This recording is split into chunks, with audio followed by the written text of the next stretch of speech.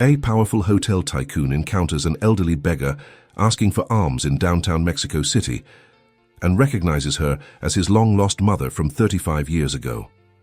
But what unfolds from this moment will shake the social structures of the entire country. Prepare yourself for an emotional journey of redemption, forgiveness, and social transformation. Let's dive into the story. From the penthouse of the tallest corporate building in Mexico City, Miguel Alejandro Herrera gazed at the city through the enormous windows of his office. At 35, he was one of the country's most successful businessmen, owner of one of the largest luxury hotel chains in Latin America. His empire was worth billions of pesos, but there was a void in his heart that no amount of money could fill. That October afternoon, as his black Maybach glided through the streets of the historic center, something unusual happened. Traffic came to a complete stop near the Metropolitan Cathedral, and Miguel noticed an elderly lady, covered in worn clothes, begging for alms among the cars.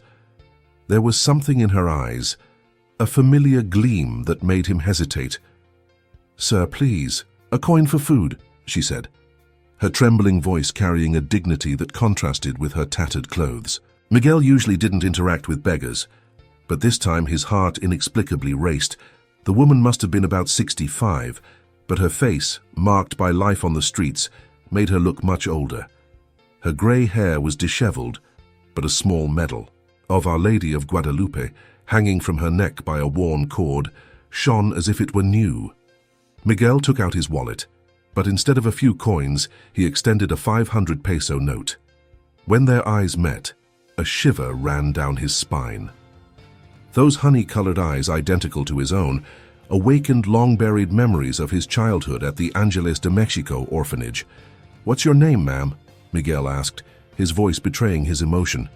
Mercedes Ramirez," she replied, her trembling hands holding the bill. The world seemed to stop. Mercedes Ramirez, the same name that was written on the only document he had of his biological mother, kept for decades in his safe. Miguel felt his heart race. With a quick gesture, he ordered his driver to park the car. He got out of the vehicle, ignoring the curious glances of pedestrians who weren't used to seeing a man in a 15,000 peso Italian suit talking to a homeless person. "Señora Mercedes, please allow me to help you. There's a cafe nearby. We can talk for a bit." Miguel tried to maintain his composure, but his hands trembled slightly as he pointed to the traditional Café de Tacuba. Mercedes hesitated, clutching the Our Lady of Guadalupe medal between her fingers. "Sir, you're too kind, but I don't want to be a bother. People like me don't go into places like that. Please, I insist," Miguel said softly, noticing a small scar above the lady's right eyebrow, exactly like the one his biological mother had in the only photo he possessed of her. In the cafe, the contrast was striking. Miguel, in his impeccable suit, sat across from Mercedes, whose worn and dirty clothes clashed with the establishment's colonial decor. The waiters exchanged discreet glances, but a firm gesture from Miguel was enough to ensure respectful treatment. "Señora Mercedes, forgive my indiscretion, but I need to ask, have you ever lived in Puebla? More specifically, about 35 years ago?" Mercedes's eyes widened, and her hands began to tremble so much that she almost dropped the cup of hot chocolate Miguel had ordered. Yes, I lived there. But those were very difficult times that I prefer not to remember," she replied, lowering her gaze to the carved wooden table. Miguel took a deep breath. "And have you ever had a son?" The silence that followed was deafening. Tears began to stream down Mercedes' wrinkled face. Her voice came out choked. "How do you know that?" "My boy, my little Miguel Angel." The businessman felt the world spin. Miguel Angel was his baptismal name before being adopted by the Herrera family. He took out his wallet from the inside pocket of his jacket, and from it an old, yellowed photo, a young woman holding a newborn baby. Mercedes brought her hands to her mouth upon seeing the photograph. Where did you get this?" "It was the only thing they left with me at the orphanage," Miguel replied, his voice faltering, "along with a document with your name and a letter explaining that you couldn't raise me." Mercedes's crying was now uncontrollable. The few cafe customers discreetly observed the scene, as she held the photo with trembling fingers. "I never wanted to abandon you, my son," she sobbed. "Your father died before you were born, and I lost everything. I tried to work, but she couldn't continue." Miguel held his mother's hands across the table, not caring about the dirt or the glances from other customers. 35 years of unanswered questions, of inexplicable voids, began to make sense. "Why are you on the streets? What happened all these years?" Mercedes wiped her tears with a paper napkin that the waiter discreetly brought. Her story began to flow like a dammed river that finally found its course. "Your father, Antonio, was a university professor in Puebla. We fell in love and married young, full of dreams," she began, her voice gaining strength with each word. "When I found out I was pregnant with you, it was the happiest moment of our lives. But fate was cruel." Miguel listened attentively, his eyes fixed on every expression on his biological mother's face. "Antonio died in a car accident when I was 7 months pregnant. I lost our house, which was still mortgaged. His family blamed me for the death, saying he was only on that road because I had asked for something from the market." Mercedes paused, taking a deep breath. "I found myself alone, pregnant, and with nothing." The waiter brought more hot chocolate and some typical sweet bread, which Mercedes looked at with teary eyes. They were her favorites from the old days when she could afford to buy them. "I managed to work as a cleaner until you were born. For 3 months, I tried to raise you alone, sleeping in a boarding house room, doing any work that came up. But then I got sick, very sick. Severe pneumonia. I had no money for medicine, could barely feed myself." Miguel felt a lump in his throat. He imagined his mother, young and desperate, having to make the most difficult decision of her life. "The doctor at the health post said you were getting sick too. That's when I made the most painful decision of my life. The Angeles de Mexico orphanage had a good reputation. I knew there you would have a chance to survive, to have a better life." Her hands trembled as she picked up another piece of bread. "I wrote that letter with my heart bleeding. And after that, Mama, why didn't you look for me when you got better?" Mercedes' face contorted in an expression of deep pain. "I tried, my son. When I finally recovered, I went back to the orphanage, but they told me you had already been adopted by a rich family. I tried to find out more information, but no one would tell me anything. I was a poor woman without resources, without formal education." Miguel began to understand the puzzle of his history. "Years later, I discovered I had been deceived. The orphanage's social worker was selling information about adoptions, but I had no money to pay. I fell into deep depression, lost jobs, started drinking." She lowered her eyes, ashamed. "One problem led to another. Before I knew it, I was on the streets. Shame prevented me from seeking help." "And how long have you been living like this, on the streets?" "Almost 15 years, Mercedes replied, her voice almost a whisper. "I survive on alms and the kindness of some people. I sleep in a shelter when I can get a spot, or on cardboard when I can't. But never, not for a single day, did I stop thinking about you, praying to Our Lady of Guadalupe that you were well." Miguel felt tears running down his face. All his business success, his material achievements, seemed empty in the face of his biological mother's suffering. "My God," he whispered, "so many years looking for answers, and you were here, so close." Miguel took out his phone and, with trembling fingers, made a quick call. "Carmen, cancel all my appointments for the day, and please, prepare the guest apartment in the penthouse immediately." Mercedes widened her eyes, starting to protest. "No, my son, you don't need to do this. It's already a blessing to see you, to know that you're well." "Mama," Miguel gently interrupted her, "you won't spend another day on the streets, not even another hour." His voice was firm but soft. "I own the Herrera hotel chain. I have more money than I could spend in 10 lifetimes. And all this time, my own mother was sleeping on sidewalks." The waiter discreetly approached with a paper bag. "Mr. Herrera, as you requested, I've set aside some bread and sweets to go." Mercedes watched everything in astonishment, as if in a dream. Miguel stood up and extended his hand to his mother. On the way to the cafe's exit, he noticed how she limped slightly. "Is your leg injured?" "Ah, this. It's been a few years. A car ran over me when I was sleeping near a sidewalk. I never treated it properly." Miguel's heart tightened even more. In the car, as they headed to his building in the Polanco neighborhood, he observed his mother looking in wonder through the Maybach's window. But there was something more in her gaze, a mixture of fear and disbelief. In the private elevator leading to the penthouse, Mercedes began to tremble. "What's wrong, Mama? It's just, everything is so beautiful, so clean. I'm afraid of dirtying it, of not belonging in this place." Miguel held his mother's hands. "You belong anywhere I am. You're my mother." As they entered the apartment, Carmen, the housekeeper, had already prepared everything. A hot bath was ready, clean clothes were set aside, and a private doctor was waiting for a complete checkup. But before Mercedes could be taken to be cared for, she held Miguel's arm. "Son, I need to tell you something. Something I discovered many years ago but couldn't do anything about." Her hands were trembling again. "Your father's Antonio. He didn't die in a common accident." Miguel felt a shiver run down his spine. His car was sabotaged.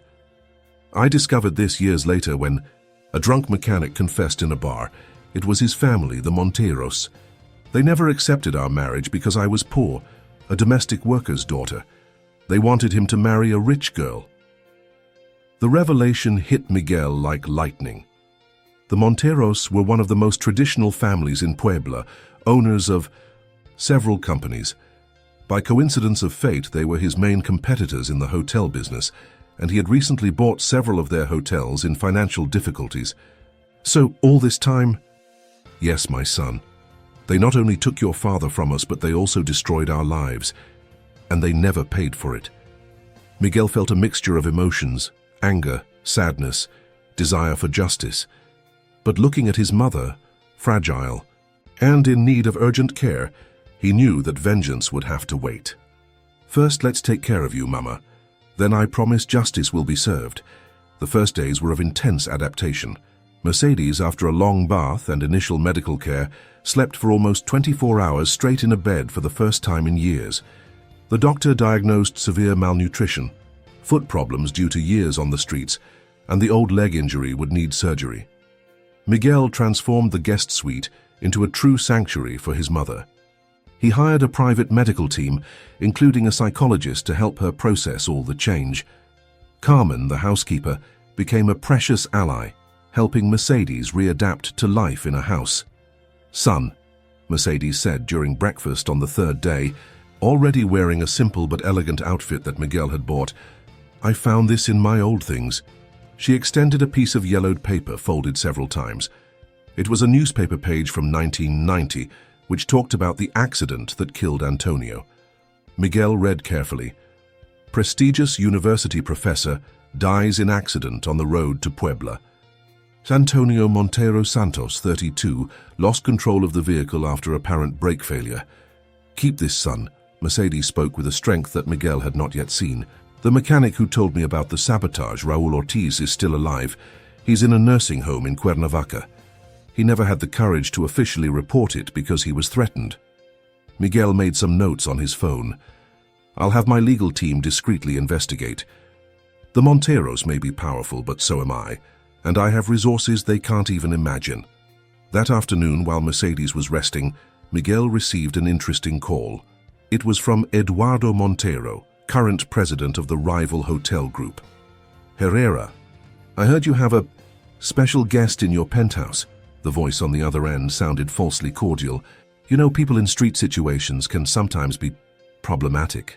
They can make up stories to get money."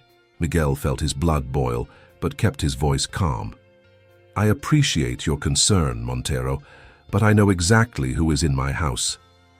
In fact, soon everyone will know." There was a tense silence on the other end of the line. "Is that a threat, Herrera?" "No, Eduardo, it's a promise. And speaking of which, how is your uncle Ricardo, the one who was the head of the family's auto shop?"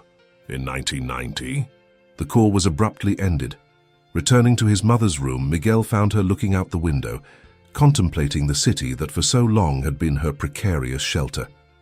"You know, son," she said without turning around, "during all those years, on the streets, I used to look at these luxurious buildings and imagine what life was like for the people inside.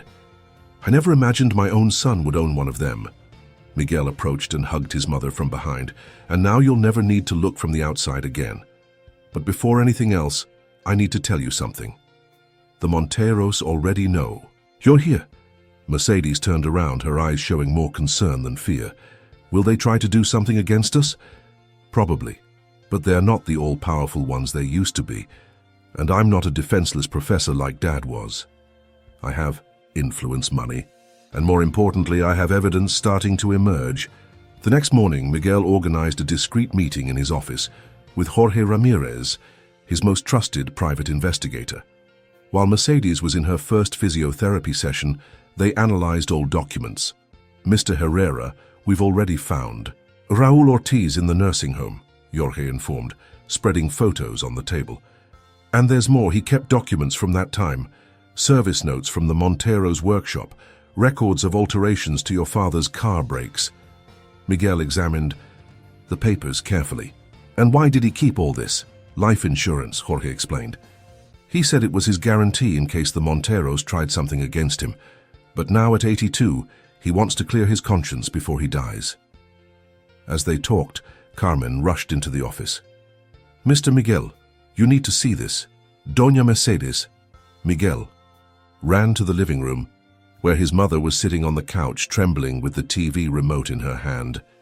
On the screen, a sensationalist report, Millionaire businessman shelters. Homeless woman, scam or real story? The report showed old photos of his parents' wedding, some images of Mercedes on the streets, and insinuated that she could be a scammer, trying to take advantage of a businessman's good faith. The Monteros, Mercedes whispered. They've started attacking us through the media. Miguel sat next to his mother and held her hands. It was expected, Mama, but they made a mistake. What mistake, son? By bringing this to the public, they've opened the door for us to tell our version too. And I'm sure the public will prefer to hear the real story of a mother separated from her son by a criminal conspiracy. At that moment, Miguel's phone rang. It was Andrea Velasco, Mexico's most respected journalist, known for her investigative reporting. Miguel, she said, I'm seeing this absurd story on TV. I've known you for years, and I know you're not naive. There's something bigger here, isn't there? Andrea, I'm glad you called. How about an exclusive, the true story behind the accident that killed Professor Antonio Montero Santos 35 years ago? Mercedes looked at her son with a mixture of pride and concern. Are you sure, son? This will cause a huge scandal. Mama, you've suffered for 35 years because of them. Dad lost his life. We were separated. It's time for the truth to come out. That afternoon, Andrea arrived at the penthouse with her team. Before the interview, Mercedes asked for a moment to get ready. When she returned, she was wearing a simple but elegant dress, her grey hair well combed, and on her neck the medal of Our Lady of Guadalupe, now clean and shining. You know, she said to Miguel as the technicians prepared the cameras, I spent so much time hiding, ashamed, afraid. But now, looking into the eyes of the son I thought I had lost forever, I feel a strength I didn't know still existed in me. Miguel hugged his mother, emotional. You've always been strong, Mama. You survived everything they did against us. Now, it's time to fight together. Andrea approached with a gentle smile. We're ready. Doña Mercedes, shall we start from the beginning? Tell us about how you met Antonio. The lights came on. The cameras started rolling, and Mercedes, with a recovered dignity, began to tell her story. The interview aired in prime time. Mercedes, with an eloquence that surprised even Miguel, narrated her story with moving details. The old wedding photos, the orphanage document, and especially the evidence kept by Raul Ortiz, were presented one by one. I never wanted revenge, Mercedes said, looking directly at the camera. I just wanted to survive. But when you take a mother from her child, when you kill an innocent man out of prejudice and greed, that crime cannot go unpunished. Miguel's phone didn't stop ringing after the broadcast. But one call in particular caught his attention. Ricardo Montero, the former head of the workshop, Eduardo's uncle, wanted to talk. We need to meet, said the old man's trembling voice. I can't bear this secret anymore. I have more evidence. Documents that my nephew doesn't know exist. Miguel arranged the meeting at a neutral location, a traditional restaurant in the historic center. But before they could meet, Carmen burst into the office. "Mr. Miguel, your mother, she's feeling ill." Running to the room, he found Mercedes sitting on the bed, pale, holding her chest. The private doctor was called immediately. "It's her heart," the doctor explained after the examinations. "Years of life on the streets, poor nutrition, stress. She needs surgery, and soon." "Make all the necessary arrangements," Miguel ordered. "The best hospital, the best specialists." While his mother rested under medication, Miguel received another urgent call. It was Jorge, his investigator. 3 days after the surgery, Mercedes was already stronger. Sitting in her hospital bed, she watched television with tears in her eyes as Eduardo Montero, in a national press conference, confessed to all his family's crimes. On behalf of the Montero family, I take responsibility for the murder of Professor Antonio Montero Santos in 1990, his voice trembled before the cameras, and for the years of systematic persecution of his wife, Mercedes Ramirez. Miguel was beside his mother, holding her hand. "You don't need to watch this, Mama." "Yes, I do, son," she replied, wiping away tears. "I've waited 35 years for this moment, not for revenge, but for justice, for your father." On TV, Eduardo continued, "As part of our penance, the entire Montero fortune will be converted into a foundation dedicated to helping homeless people. The Antonio and Mercedes Foundation will be administered by Mrs. Ramirez herself." Mercedes looked at Miguel, surprised. "Hijo, you didn't tell me about this." "Because I want you to decide how to use this money. You lived on the streets. You know the reality of these people better than anyone. Who better to decide how to help them?" At that moment, Carmen entered the room with a tablet. "Doña Mercedes, you need to see this." On social media, the story was going viral. Thousands of people were sharing before and after photos of Mercedes with messages of support. But what stood out most were the accounts of other people who had suffered similar injustices. "See, Mama, your story is giving courage to others to speak up." Mercedes adjusted herself in bed, her eyes shining with a new determination. "Miguel, I already know what I want to do with the foundation. We won't just provide shelter and food. We'll give these people a voice, help with legal assistance, reunite separated families. Like ours," Miguel added. "Yes, son, and you know that large plot of land near the cathedral where I used to beg?" Miguel smiled, already understanding where his mother was going. "It's for sale. Want me to buy it?" "Yes. It will be our first headquarters, a place where anyone can come in, take a shower, eat, receive medical care, and most importantly, regain their dignity." At that instant, Jorge entered the room with news. "Señor, the Monteros have just boarded a flight to Europe. The transfer of properties and funds is already underway. Mercedes held the rosary of Our Lady of Guadalupe, the same one she carried on the streets. Antonio, my love, can you see this? Our story didn't end in tragedy. It's transforming into hope for others." Miguel watched his mother with admiration. Even after all she had suffered, her heart was focused on helping others. The strength of this woman, who survived decades on the streets without losing her humanity, moved him deeply. "Son," Mercedes called, "help me get up. I want to go to the window." Supported by Miguel, she walked to the large hospital window. Down. Below she could see the streets of Mexico City, the same streets that had been her home for so long. "You know, Hijo, now I understand why God allowed me to go through all this. I needed to know pain to understand how to heal others. And you, my son, needed the success you achieved to give us the means to make this difference." 6 weeks after the surgery, Mercedes was finally discharged from the hospital. Miguel insisted that she continue living in his penthouse at least, until she was fully recovered. However, his mother's determination to start the foundation's work was unshakable. "Son, every day that passes is a day we could be helping someone," Mercedes argued, as they looked over the plans for the new shelter near the cathedral. The project was ambitious.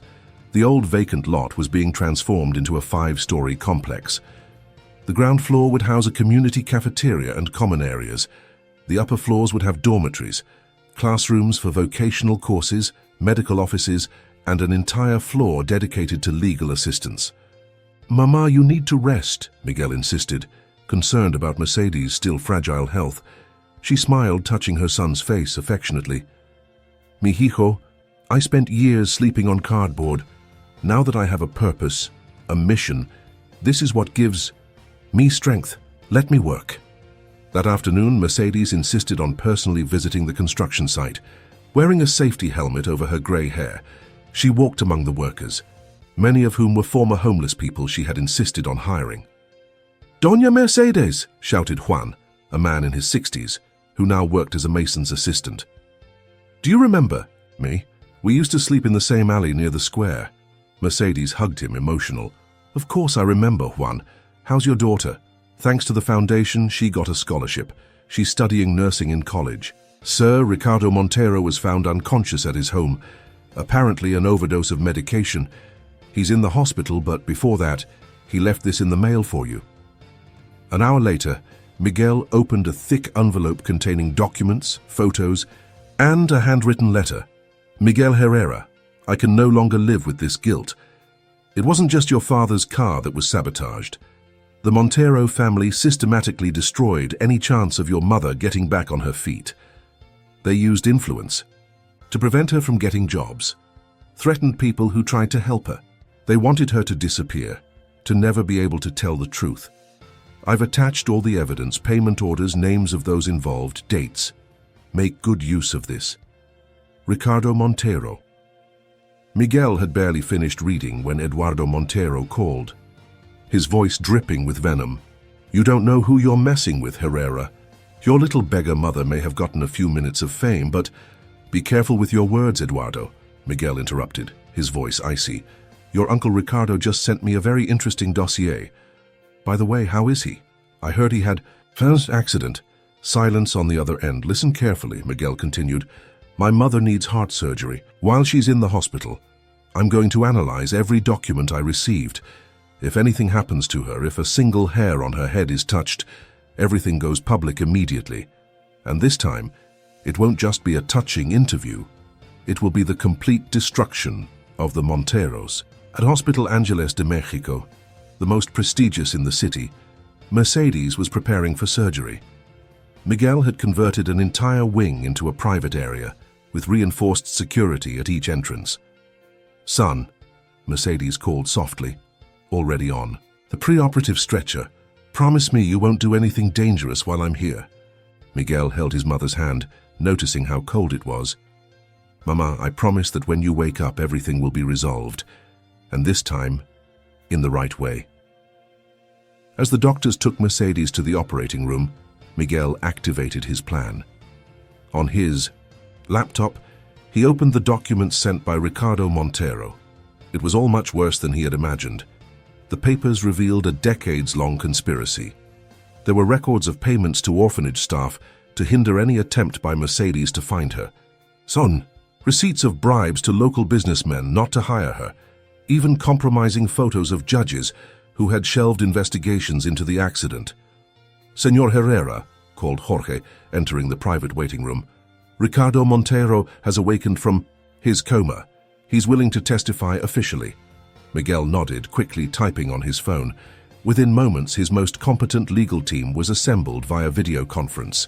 "I want everything prepared," he ordered. "Criminal proceedings, civil suits, every possible avenue. But first, our priority is my mother's safety." At that moment, Andrea Velasco, the journalist, sent a message. "The full story is ready. Just waiting for your signal to go live." Miguel smiled slightly. His plan was in motion. On the other side of the city, at the Montero mansion, chaos was unfolding. Eduardo was receiving frantic calls from shareholders, business partners and politicians, all wanting to know about the rumors that were beginning to circulate. "How did we let this happen?" Eduardo shouted at his advisors. "A beggar and a nouveau. Reach are destroying decades of the Montero family's power." His phone rang. It was Miguel. "Eduardo, I'm sending an agreement to your lawyers. You have 1 hour to sign." "Agreement? Are you insane? We'll never—" "3 conditions," Miguel interrupted. "First, a public confession about my father's murder, with a formal apology to my mother. Second, $1 billion compensation that will be entirely converted into a foundation for the homeless, administered by her. Third, you leave Mexico, sell everything, and never come near my family again. And if I refuse, then in an hour when my mother comes out of surgery, all of Mexico will know not only about my father's murder, but every crime you've committed. In the last 35 years, every judge bought, every witness threatened, every dirty penny. In the waiting room, the hours passed slowly. Miguel alternated between monitoring negotiations with the Monteros and following the progress of his mother's surgery. Finally, the surgeon appeared, smiling. The surgery was a success. Your mother is a warrior, Senor Herrera. At that moment, his phone vibrated. It was the Monteros' lawyer. They've accepted all conditions. Miguel took a deep breath, looking out the hospital window. The sun was beginning to set over Mexico City, painting the sky in orange hues. A new era was beginning. Miguel observed the scene, amazed at his mother's ability to connect with people. She knew the stories, the names, the struggles of everyone there. Meanwhile, at the Herrera Hotel's offices, a team was working tirelessly on the foundation's logistics. Miguel had assigned some of his best executives to the project, but he insisted that his mother have the final word on all decisions. Senor Herrera, his assistant called, the press won't stop calling. Everyone wants to interview Doña Mercedes. Miguel smiled. Tell them my mother is busy transforming lives, but I promise she'll give a press conference soon. That night, back in the penthouse, mother and son dined together, as they had done every day since their reunion. It was a sacred moment for both, an opportunity to make up for lost time. You know, hijo, Mercedes began, playing with the food on her plate. Today, when I was at the construction site, I had an idea. What idea, Mama? What if we expanded the project, not just here in Mexico City, but in other cities? Puebla, Guadalajara, Monterrey. Miguel smiled, admiring his mother's vision. You want to create a national network of shelters? Yes. Imagine how many lives we could impact. How many families we could reunite, just as we were reunited. At that moment, Miguel's phone rang. It was Andrea Velasco, the journalist. Miguel, you won't believe it, she said, her voice heavy with emotion. After Doña Mercedes' story, we've received hundreds of reports. Other powerful families who committed similar crimes, people unjustly separated. Miguel looked at his mother, who was watching him curiously. Andrea, I think we have an even bigger story to tell, and an even bigger mission to fulfill. After hanging up, Miguel shared the news with Mercedes. Her eyes shone with determination. See, son, it's not just about us. Our story has opened the doors for other injustices to be corrected. Miguel held his mother's hands across the table. Mama, are you ready to lead a social revolution in Mexico? Mercedes smiled, her eyes watery. Mi hijo, I spent 35 years on the streets surviving. Now finally I'm living. And yes, I'm ready to change this country one life at a time. The following months were filled with intense activity. The Antonio and Mercedes Foundation was growing at a dizzying pace, driven by its founder's inspiring story and Miguel's business efficiency. The shelter in Mexico City was finally ready. On the day of the inauguration, a crowd gathered in front of the imposing building. Mercedes, wearing a simple but elegant suit, cut the ribbon with tears in her eyes. This place, she said into the microphone, her voice choked with emotion, is not just a shelter. It's a symbol of hope, of second chances, of restored dignity. As people applauded, Miguel noticed a group of men in suits observing everything from afar. His business instinct immediately set off an alert. Later that night, Jorge, the investigator, confirmed his suspicions. Senor Herrera, those men are linked to criminal groups that control some areas of the city. They're not happy with the foundation. Why? Asked Mercedes, concerned. Because we're taking people off the streets, Mama, Miguel explained. People who were once vulnerable and could be exploited by them. In the following days, tension increased. There were attempts to intimidate Foundation, employees, and even a small fire at one of the smaller shelters. Son, we can't back down, Mercedes insisted, even in the face of threats. These people need us. Miguel admired his mother's courage, but also feared for her safety. he decided to reinforce security at all foundation locations and hired bodyguards to accompany Mercedes full-time. Meanwhile, the expansion to other cities continued. In Puebla, the inauguration of the second large center was marked by a special moment: the presence of Raúl Ortiz, the mechanic who had kept the evidence against the Monteros for so many years. "Doña Mercedes," said the elderly man, holding Mercedes' trembling hands, "I spent decades feeling guilty for not speaking up earlier. Seeing what you're doing now, it's like a huge weight has been lifted from my shoulders." The scene, captured by cameras, went viral on social media. The story of redemption and forgiveness touched the hearts of millions of Mexicans. But not everything was rosy. With the foundation's growth came administrative and logistical challenges. Miguel found himself divided between managing his hotels and overseeing the foundation's expansion. One night, after a long day of work, mother and son had a frank conversation. "Hijo," Mercedes began, "you've been dedicating so much time to the foundation. I don't want you to neglect your business because of me." Miguel smiled, tired but determined. "Mama, the foundation is as much mine as it is yours. It's our joint legacy. But what about your hotels? I have a competent team taking care of them. Besides," he paused as if considering something important, "I'm thinking of integrating the two." "How so?" "What if we created a training and employment program in the hotels for people assisted by the foundation? We could offer courses in hospitality, gastronomy, administration." Mercedes' eyes sparkled with the idea. "Mi hijo, that's brilliant. We wouldn't just be providing shelter, but a real future." In the following weeks, the pilot program was implemented. Former homeless people, after going through intensive courses, began working in the Herrera hotels. The success was immediate, with many guests praising the warm and dedicated service of the new employees. The story reached the international press.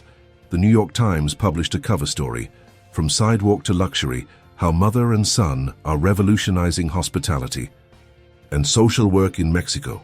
But with fame came critics. Some accused Miguel of using the foundation as a marketing ploy. Others questioned whether Mercedes, after so many years on the streets, would really have the capacity to manage such a large organization. One night, after reading another critical article, Mercedes seemed dejected. "Mama, don't listen to them," Miguel consoled her. "It's not that, son," she replied, looking out the penthouse window. "It's just, sometimes I wonder if I'm doing enough, if I'm really honoring your father's memory." Miguel hugged his mother, feeling how fragile she still was, despite all her strength. "Mama, you're doing more than anyone could dream of. Dad would be proud. I am proud." The success of the Antonio and Mercedes Foundation seemed unshakable. With shelter centers in 5 major Mexican cities and the employment program in Herrera hotels in full swing, mother and son believed they were at the peak of their mission. However, on a Wednesday morning, Miguel's phone rang at 5 a.m. It was Carmen, in panic. "Señor Miguel, your mother. She's not in her room and there are signs of a struggle." Miguel felt his blood run cold. Running to Mercedes' room, he found the bed unmade, a table overturned, and most alarmingly, drops of blood on the carpet. The next few hours were a whirlwind. The police were called, interrogations were conducted, security cameras analyzed. The conclusion was frightening. Mercedes had been kidnapped. As authorities began the search, Miguel received a call from an unknown number. "Señor Herrera," said a distorted voice, "your dear mother is with us. If you want to see her alive again, close all the foundation centers and transfer 50 million pesos to this account." Miguel could barely breathe. His mind was racing, thinking of all the possibilities. Were they the criminals they had defied? Some business enemy or something even more sinister? News of the kidnapping leaked to the press, and within hours all of Mexico was on alert. Thousands of people took to the streets in vigils, praying for Mercedes' safety. After all, she had become a symbol of hope and redemption for many. Miguel found himself facing the biggest dilemma of his life. Closing the foundation would mean abandoning thousands of people who depended on it. But how could he risk his mother's life? That's when he had a risky idea. He called an emergency press conference. "To my mother's kidnappers," he said, looking directly into the cameras, his voice firm despite the fear he felt. You don't understand who you're dealing with. Mercedes Ramirez survived 35 years on the streets. She faced hunger, cold, violence, and still maintained her dignity and compassion. Do you really think you can break her spirit? He paused, taking a deep breath. We will not close any centers, on the contrary. From today on, we will double our efforts. For each day you keep my mother captive, we will open a new shelter. You wanted to silence us, but our voice will only grow louder. Miguel's statement went viral instantly. From all over Mexico, offers of help began to arrive. Businessmen offered properties for new centers, celebrities made donations, and thousands of volunteers came forward to work. Behind the scenes, Miguel worked tirelessly with authorities and his private security team to track down the kidnappers. Every minute seemed like an eternity. 3 days passed without news. Miguel barely slept or ate, consumed by worry. That's when Jorge, the investigator, burst into his office. "Senor, we have a lead. One of the former homeless people working. Had the hotel in Guadalajara recognized one of the kidnappers in an old photo. He's a former member of a gang that used to exploit homeless people." With this information, the police managed to locate the hideout.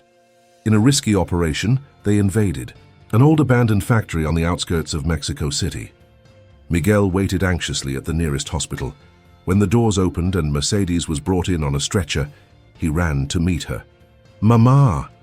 "Thank God!" Mercedes was pale and weak, but her eyes shone with the same determination as always. "Me? Hijo, don't worry, I'm fine." In the following days, as Mercedes recovered, the full story came to light. The kidnappers were indeed members of a criminal organization that had lost territory with the Foundation's work. But what they didn't expect was Mercedes's resistance. "You know, son," she recounted from her hospital bed, "they thought they could break me easily, but I've been through worse on the streets. Every time they threatened me, I told stories of the people we've helped. I think in the end some of them were even moved." Miguel held his mother's hand, amazed at her strength. "Mama, you're incredible, but please don't scare me like that again." Mercedes smiled. "Don't worry, son. We still have a lot of work to do. And now, more than ever, I know we're on the right path." Mercedes' recovery was faster than the doctors expected. Her determination to get back to work surprised everyone. 2 weeks after the kidnapping, she was already insisting on visiting the Foundation's centers. "Son, we can't show weakness," she argued. "People need to see that we're stronger than ever."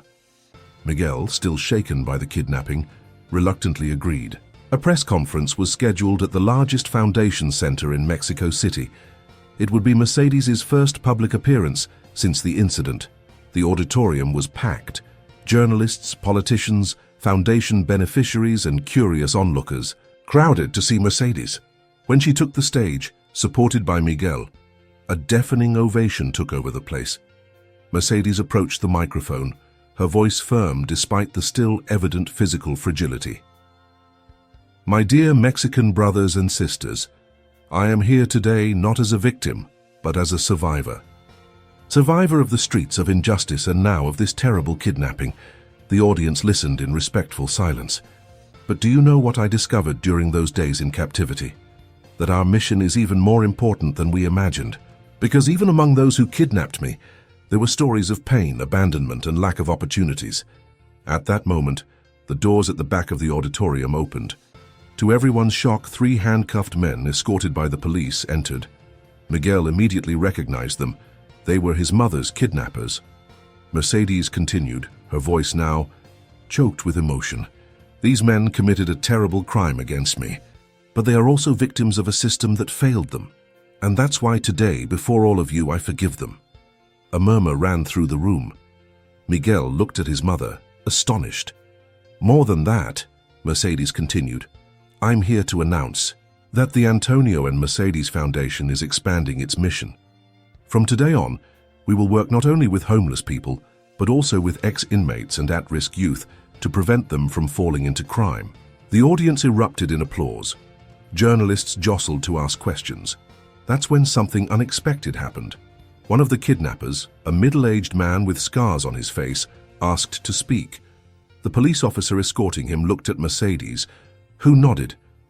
I don't deserve this lady's forgiveness," he began. his voice trembling. "But what she did for us, even after everything. No one has ever treated us like this, like human beings." Tears were running down the man's face. "I want to change. I want to help. If you give me a chance, I promise to dedicate my life to this foundation."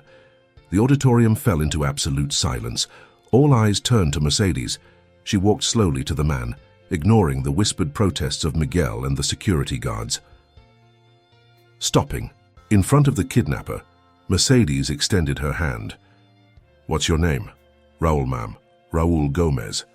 "Well, Raul Gomez, you've just become our newest employee." The scene was captured by dozens of cameras. Within minutes, it was on social media and news broadcasts around the world. The image of Mercedes, a gray-haired lady, shaking hands with her former kidnapper, became a powerful symbol of forgiveness and redemption. In the days that followed, the foundation was flooded with donations and partnership offers. Governments from other Latin American countries made contact, interested in replicating the model. One evening, as Mercedes and Miguel were having dinner in the penthouse, reflecting on recent events, the phone rang. It was the office of the President of Mexico. "Señora Ramirez," said the voice on the other end of the line, "the President would like to invite you to lead a new national initiative to combat poverty and promote social reintegration. Your experience and your message of forgiveness and hope are exactly what the country needs at this moment." Mercedes looked at Miguel, her eyes shining with tears of emotion. "Son, did you hear that? Who could have imagined from homeless to presidential advisor?" Miguel hugged his mother, feeling a mixture of pride and admiration. "Mama, you've always been much more than your circumstances. The world is finally seeing what I've always known. You are extraordinary." 5 years passed since that fateful night when Mercedes received the president's invitation. Mexico, and indeed all of Latin America, had witnessed a remarkable transformation. The Haas, Antonio and Mercedes Foundation, now an international organization, had centers in every Mexican state and in several neighboring countries. The social reintegration model, which combined shelter, education, employment opportunities, and psychological support, was being studied and replicated in universities and governments around the world. Mercedes, at 70, remained tireless. Her position as presidential advisor on social affairs gave her an even bigger platform to implement systemic changes. Laws were passed facilitating the reintegration of ex-inmates into the job market. Social housing programs were expanded, and an ambitious adult education plan was launched. Miguel, in turn, had completely transformed the Herrera Hotels network. Each hotel now included a training and employment center linked to the foundation. Guests from all over the world praised not only the luxury of the establishments, but especially the atmosphere of purpose and compassion that permeated every interaction. On a sunny Sunday afternoon, Mercedes and Miguel were walking through the Zócalo, Mexico City's main square. It was hard to believe that not too long ago this same place was where Mercedes slept in cardboard boxes. "Look, Mama," said Miguel, pointing to a group of tourists. "That tour guide. Isn't that Maria?" Mercedes squinted and smiled broadly. Maria had been one of the first people they helped. A former homeless drug addict, she was now a bilingual tour guide, proudly showing the beauties of her city to foreign visitors. "It's amazing, isn't it?" reflected Mercedes, "how a small action can completely change the course of a life." They continued walking, stopping occasionally to greet people. Everyone seemed to know Mercedes, from street vendors to executives in expensive suits. She had become a truly beloved figure in the city. Arriving at the Metropolitan Cathedral, Mercedes asked to enter. In the cool, quiet interior, she knelt before the image of Our Lady of Guadalupe, the same saint whose medal she had carried during all those years on the streets. "You know, son," she said softly, "sometimes I wonder if your father can see us from where he is. If he's proud of what we've managed to accomplish." Miguel knelt beside his mother, holding her hand. "I'm sure he is, Mama, and not just Papa, but all the people we've helped along the way. Each transformed life is a testimony to your love and your strength." As they left the cathedral, they were surprised by a small crowd. They were former beneficiaries of the foundation, people whose lives had been touched by Mercedes and Miguel. Spontaneously, they began to applaud. Raul Gomez, the ex-kidnapper who was now one of the foundation's most dedicated managers, approached with tears in his eyes. "Doña Mercedes, Don Miguel, look at what you've done. You didn't just give us a second chance, you gave us a reason to live." Mercedes moved, hugged each of those people. Each face told a story of redemption, of overcoming, of renewed hope. That night, back in the penthouse, mother and son contemplated the illuminated city. "Hijo," said Mercedes, her voice heavy with emotion, "when I was on the streets, I often wondered why God had abandoned me. Now I understand that He was preparing me for something greater. Every pain, every humiliation, every cold night, all of this taught me true compassion." Miguel hugged his mother, feeling the weight of her words. "And you taught me, Mama. You taught me that true success isn't in the possessions we accumulate, but in the lives we touch."